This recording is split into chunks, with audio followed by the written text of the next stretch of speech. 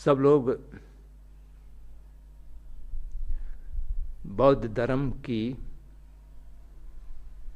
जिज्ञासु हैं, जानना चाहते हैं, लेकिन बौद्ध धर्म बहुत विशाल है।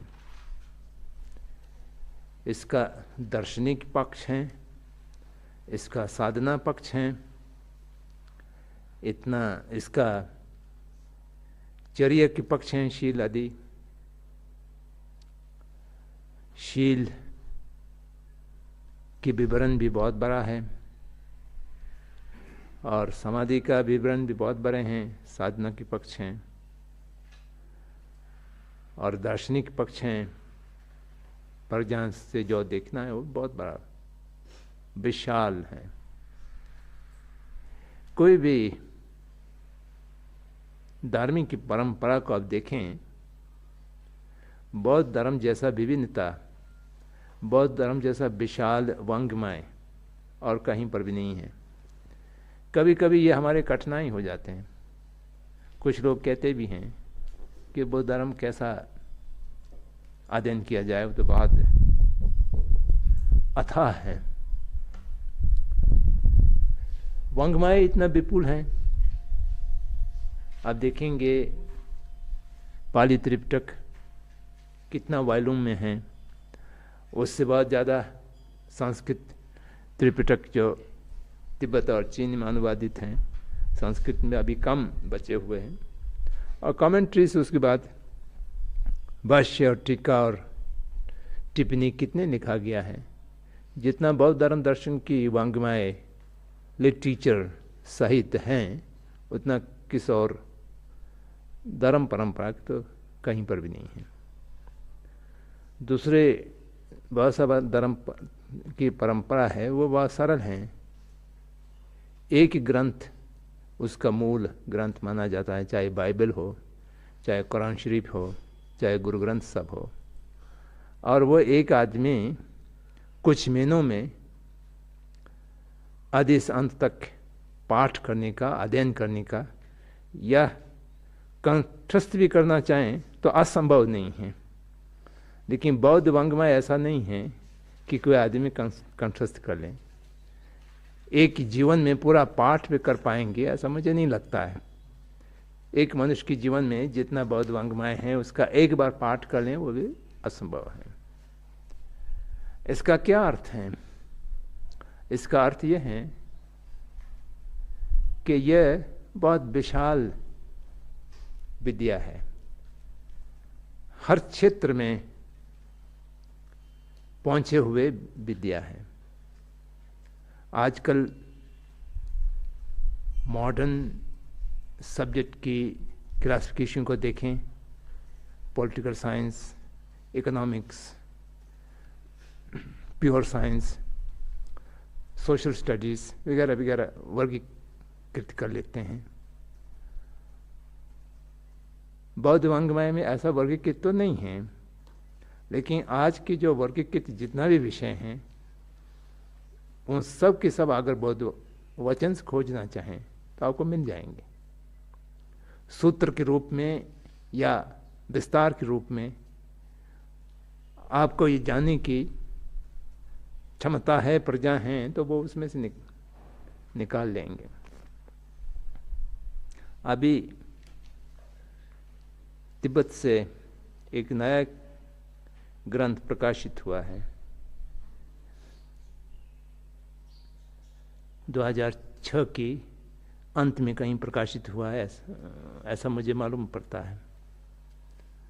वह एक बौद्ध भिक्षु हैं, उनका नाम भी दलाई लामा जी के नाम से मिलते हैं, तेंजिन जात्सो उसने लिखा है। उसने सारे आधुनिक न्यूरोलॉजी की जो दिमाग का मान्यताएं हैं, उन सब को बहुत विस्तार साधन किया है और सबका मत संक्षेप में उसमें दिया है, तिब्बत में अनुवाद करके।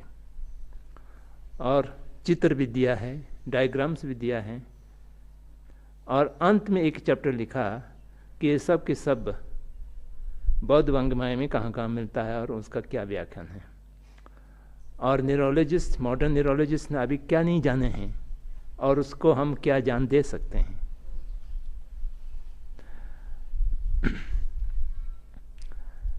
तो इसलिए इतना विशाल वाङ्मय को हम एक लघु ग्रंथ की जैसा अध्ययन नहीं कर सकते हैं। तो ये जीवन पर्यंत अध्ययन करने का विषय है। इसको भी समझ लेना होगा। इसको नहीं समझने से कुछ दिनों के बाद लोग निराश होने लगता है। अरे हमने 5 साल सिर खपाया, अभी भी मुझे कहीं पहुंचा नहीं है, अब क्या करें, छोड़ दो। इससे बेहतर तो कहीं खेती करें या कहीं कारखाना चलाएं, उससे कुछ नतीजा तो हाथ में आवे। लेकिन इतना विशाल होने के साथ साथ इसका संक्षिप्त जाने का भी तरीका है। जैसा मिठाई का एक पहाड़ कहीं पर हो या पहाड़ भी ना हो, एक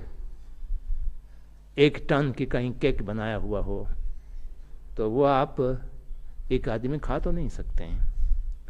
लेकिन 1 टन केक नहीं खा सकते हैं, ये केक कि आप केक छोड़ना भी आवश्यक नहीं है। जितना आप खा सकते हैं उसमें खा सकते हैं। जितना आप खाएंगे उतना मिठास आपको मिलेगा और उससे आपको पौष्टिक भी होंगे, शरीर का पोषण होगा। तो इसलिए बुद्ध धर्म की अध्ययन का तरीका ये होना चाहिए कि एक बहुत लंबे योजना, लॉन्ग टर्म प्रोजेक्ट, जीवन पर्यंत इसको अध्ययन करना चाहिए और हम एक योजनाबद्ध तरीके से, सिलसिलाबद्ध तरीके से हम अध्ययन करेंगे तो उसका एक खाका तैयार कर लेना चाहिए और उसके अनुसार चलना चाहिए। और उसमें से तत्कालिक अध्ययन करने का भी उस बड़े योजना के अंग हो, लेकिन उस बड़े योजना को छोटे छोटे योजनाओं में बांट दिया जाए। एक कार्यशाला में जाता है तो आप एक की चीज़ को निर्धारण कर लीजिए कि इस कार्यशाला में मैं इस विषय पर, इस बिंदु पर विस्तार से दिखूंगा। तो ऐसा करके आप एक बहुत सिस्टमेटिक ढंग से अध्ययन किया जा सकता है। तो इस विशालता के कारण कोई भी आदमी भयभीत होकर के पीछे होने की कोई आवश्यकता नहीं है। इस विशालता से जो छोटे से भी कान आप लेंगे उसमें भी एक संपूर्णता होगा, उसमें भी पूरा बौद्ध धर्म की सार मिल सकते हैं और वो आप अपने जीवन में उतार सकते हैं, उसकी आचरण कर सकते हैं, उसमें कोई दिक्कत नहीं होंगे। तो इसलिए मैं आपके सामने एक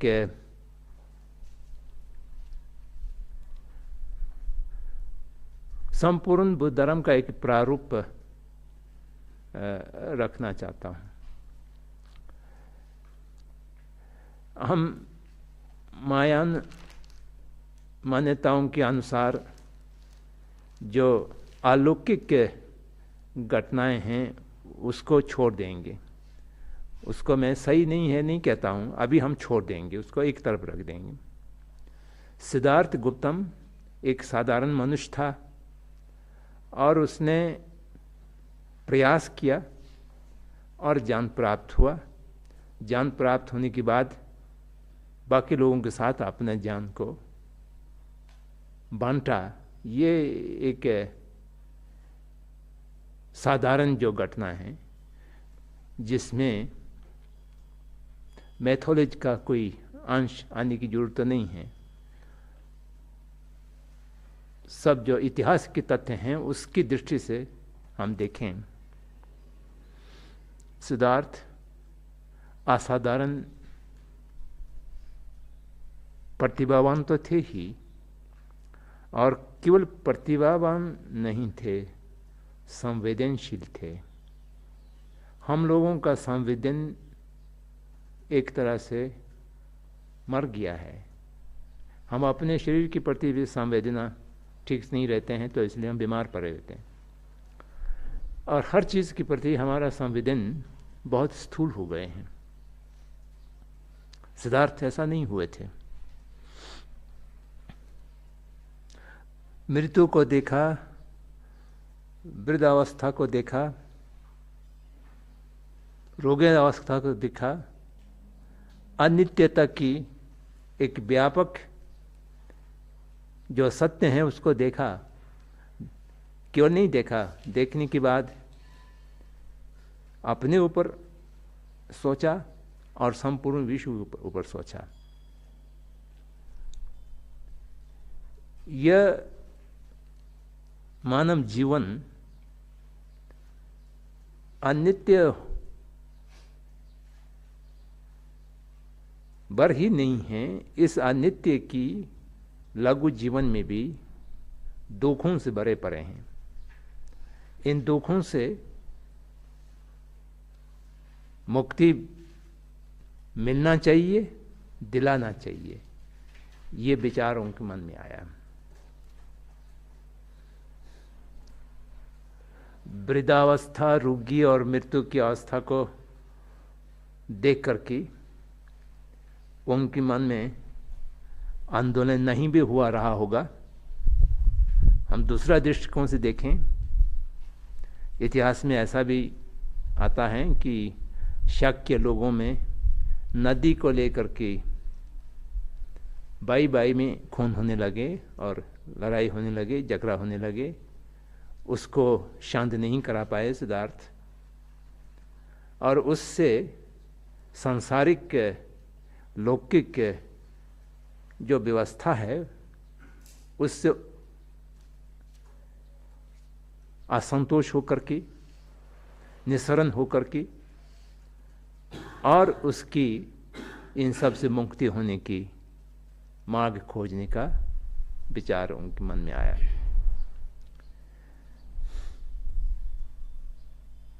ये दोनों सांकेतिक इतिहास हैं, कुछ भी हो सकता है। जो संवेदनाशील व्यक्ति होगा वो कोई भी चीज़ देखेंगे तो उससे वो शिक्षा लेंगे, उससे वो अपना विचार परिवर्तन करेंगे, उसको गहराई से वो जानेंगे। तो इसलिए वो जो संवेदनाशील सिद्धार्थ में थे, उसके कारण सिद्धार्थ को दुख मुक्ति का मार्ग खोजने की प्रेरणा मिले। और खोजते खोजते बहुत गुरुओं से पूछा और कहीं कुछ नहीं मिला। तो उनको ये समझ में आया कि गुरुओं के अनुगमन मात्र करने से कुछ मिलने वाला नहीं है। स्वयं अपने पुरुषार्थ को साधना होगा। ये उनकी जीवन का घटना भी एक संदेश है, एक उपदेश है, उससे हमको सीखना चाहिए। तत्काल वह निराजन की तट पर जाकर के तपश्चर्या में लीन नहीं हो गए थे।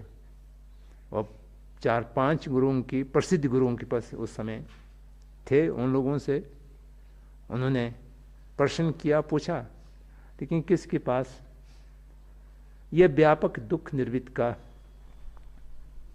उपाय नहीं था।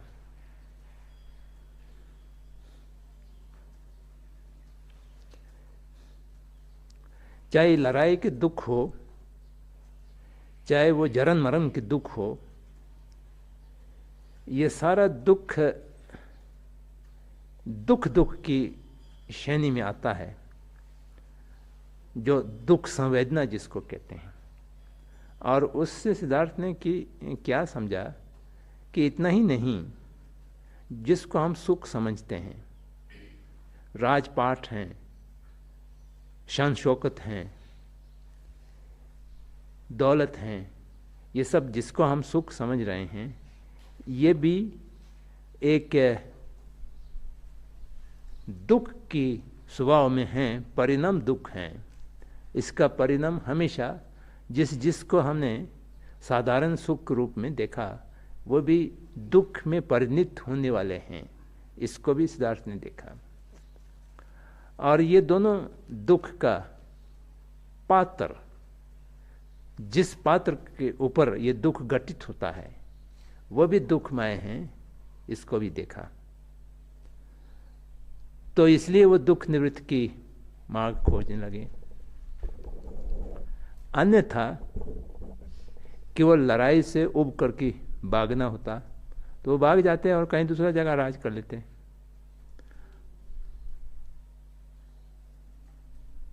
उतना ही नहीं था, उन्होंने बहुत गहराई में गया कि मनुष्य क्यों लड़ते हैं, क्यों झगड़ते हैं, एक दूसरे के प्रति द्वेष क्यों करते हैं।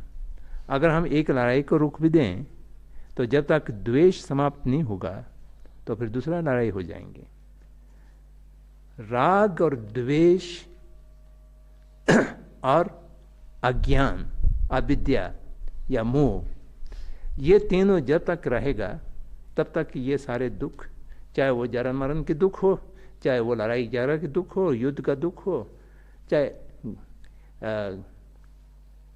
निर्धनता के दुख हो, चाहे जो भी दुख हो, वो सब का जो मूल कारण से मुक्त होने के मार्ग ढूंढना चाहिए, ऐसा उनको संकल्प मिला।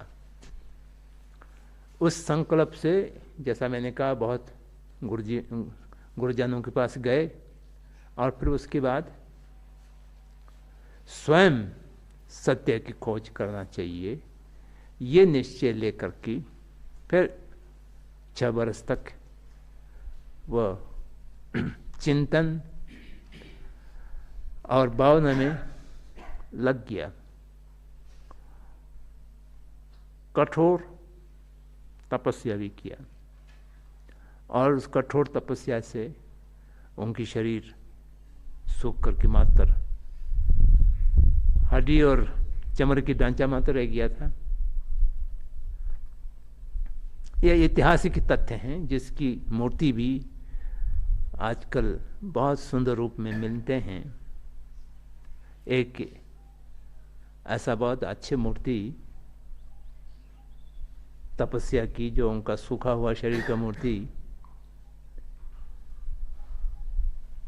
लाहौर म्यूजियम में रखा हुआ है, जिसकी फोटोग्राफ जगह जगह दिखाई देते हैं। वह एक ही प्रकार की सत्य की खोज में अग्रह था और उस तरह की शरीर को कष्ट देकर भी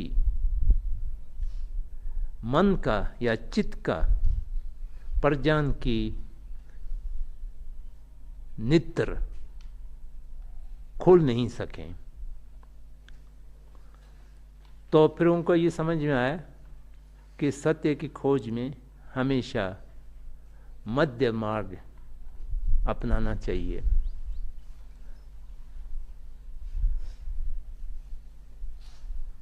भोग विलास एक अंत है और अत्यंत कठोर तपश्चर्या दूसरा अंत है। भोग विलास से दूर होकर के और अत्यंत शरीर को कष्ट देने वाले तपश्चर्या से भी दूर होकर के एक मध्य मार्ग से चित्त की परिशोधन के लिए समाधि प्राप्त करना चाहिए। ये उनके समझ में आया और समझ में आने के बाद शरीर को ठीक किया, भोजन लिया और भोजन लेने के बाद स्नान किया। तो ये सब करते हुए देख करके जो पंचवर्गीय उनका साथी थे, उन लोगों ने छोड़ दिया। तो ये तो तपश्चर्या से गिर गया है, ये साधारण आदमी जैसा हो गया है, सोच करके वो सारनाथ चले गए। तो बुद्ध ने अपने शरीर को ठीक करने के बाद बुद्ध वृक्ष के नीचे जा कर के फिर ये प्रतिज्ञा लिया, ये संकल्प लिया कि जब तक हम ज्ञान को प्राप्त नहीं करेंगे, सत्य के साक्षात को प्राप्त नहीं करेंगे, हम इस साधना से, इस समाधि से, एक भावना से नहीं उठेंगे। तो इसके साथ वो बुद्ध वृक्ष के नीचे बैठ गए। जैसा ही बैठा तो उनके मन में बहुत सा कल्पनाएं, बहुत सा वृत्तियाँ, चित्त वृत्तियाँ आने लगे। उसको हम सांकेतिक भाषा में मार विजय के रूप में देखते हैं। चाहे बाहर से कोई मार आए हो या नहीं आए हो, उनके मन में बहुत सा उथल पुथल मचे थे और उस उथल पुथल को समाधि के माध्यम से और प्रज्ञान के माध्यम से शांत किया, उसको विजय पाया। तो मार विजय हुआ और समाधि में गए। प्रत्यसमुत्पन्न को अनुलोम विलोम करके देखा और उसके बाद उनका प्रज्ञान उत्पन्न हुआ और सर्वज्ञान बुद्धत्व को प्राप्त हो गए। तो सिद्धार्थ गौतम से सम्यक संबुद्ध बन गया। देखते ही देखते एक मनुष्य एकदम परिवर्तित होकर के, ट्रांसफॉर्म होकर के एक नए रूप में और हर चीज की जाता के रूप में उत्पन्न हुआ। वह एक ऐतिहासिक पुरुष ही थे। साधारण जैसा हम लोग हैं वैसा ही एक आदमी अपने बुद्धि के बल पर, अपने विवेक के बल पर, अपने प्रज्ञान के बल पर वह एक सम्यक संबुद्ध कहलाया और हर चीज को साक्षात देखने की सर्वज्ञान उनको प्राप्त हुआ। सर्वज्ञान प्राप्त होने के बाद ज्ञान और करुणा हमेशा एक साथ ही चलते हैं। जब ज्ञान हो जाए तो करुणा ना हो, ये होता नहीं है। करुणा से प्रेरित होकर के जो मैंने ये ज्ञान प्राप्त किया है, इसको साधारण लोगों में कैसा बांटा जाए, इसका चिंता हुआ। और इसका चिंता ये भी हुआ, अब हम बिल्कुल मैंने पहले कहा था, एक साधारण दृष्टिकोण से मैं इसको बता रहा हूँ। तो 7 सप्ताह तक वो इस विचार में रहे कि मुझे जो अनुभव हुआ है वो लोगों को बताना चाहिए, लेकिन बताने से वो समझेंगे नहीं। कैसा समझाया जाए? ये जो सत्य मैंने अनुभव किया, मैंने देखा है, साक्षात किया है, वे बहुत गंभीर हैं, प्रपंच रहित हैं, शब्द अतीत हैं। भाषा के माध्यम से कैसा समझाया जाए? लोग कैसा समझेंगे या ना समझ करके इसमें और कोई परिकल्पनाएं और भ्रांति फैलने का भी संभावना है। तब मैं लोगों के साथ इस अनुभव को बांटूं या ना बांटूं? ना बांटूं की कोई संभावना तो नहीं थे, लेकिन बांटेंगे तो लोग कैसा समझेंगे, इसका ये चिंता उनको होते थे। तो कई लोगों से वार्तालाप होते हैं, तो एक आदमी उनसे कहते हैं कि कोई गंभीर चीज भी होगा तो उसका बताया जा सकते हैं। कई उपाय हैं। एक तो उपमा एक बहुत बड़ा उपाय है। आप अर्थ को शब्द से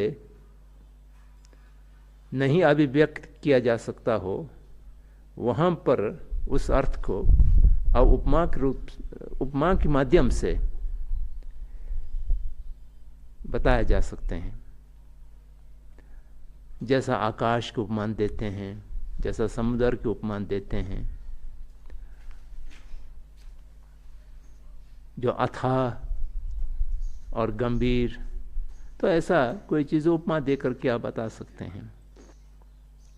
और दूसरा उपाय एक ऐसा है निषेध का उपाय। जिस अर्थ को, जिस सत्य को आप बताना चाहते हो, तो वो अगर शब्द में नहीं पकड़ाते हैं तो आप बाकी को निषेध करते जाइए। ये नहीं है, वो नहीं है, अमुक नहीं है। जो सब चीज़ निषेध करते जाएंगे तो बाद में जो बचेगा वो समझ में आ जाएंगे।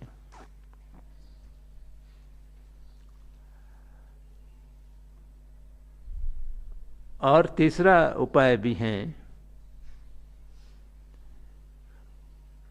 मुद्राएं और अंश संकेतिक। अब अपने शक्ल की और हाथ की मुद्राएं बनाइए और सत्य की कुछ अंश को पकड़ करके, कहीं उसकी कोना छूते हो वहाँ से पकड़ करके आप कुछ कहना शुरू कर दीजिए। तो वहाँ से पकड़ के वो धीरे धीरे, जैसा बच्चों को अंगुली के माध्यम से चंद्रमा को परिचय कराते हैं, चंद्रमा को दिखाते हैं, उसी तरह से भी एक उपाय है। ऐसा वार्तालाप होता है। तो उसके पश्चात समय के समय बुद्ध ने यह निर्णय लिया कि हाँ, बताया जा सकता है, तो इसलिए हमें धम्मचक्र परिवर्तन करना चाहिए। और धम्मचक्र परिवर्तन करने के लिए पात्र कहाँ पर हैं, ये खोजते खोजते सारनाथ पहुँचे और 5 वर्गीय भिक्षु को उन्होंने धम्मचक्र परिवर्तन के माध्यम से 4 आया सत्य को बताया। 4 आर्य सत्य संपूर्ण बुद्ध धर्म की सार हैं, फाउंडेशन हैं, विस्तार भी हैं। और कोई भी वंगमाए, कोई भी दर्शन और कोई भी मान्यता गुम गम करके आर्य सत्यों के ऊपर ही आ जाएंगे। कोई वस्तु ऐसा नहीं है, अभिधम्म में देखें, विनय में देखें, सूत्र में देखें, कहीं पर भी देखें, जो कुछ उपदेश हैं वो गुम फिर करके आर्य सत्यों की, 4 आर्य सत्यों की परिचय में आ जाता है। और उसमें पूरा हम अपने जीवन की दृष्टि को भी 4 आर्य सत्यों में बंद करके देख सकते हैं।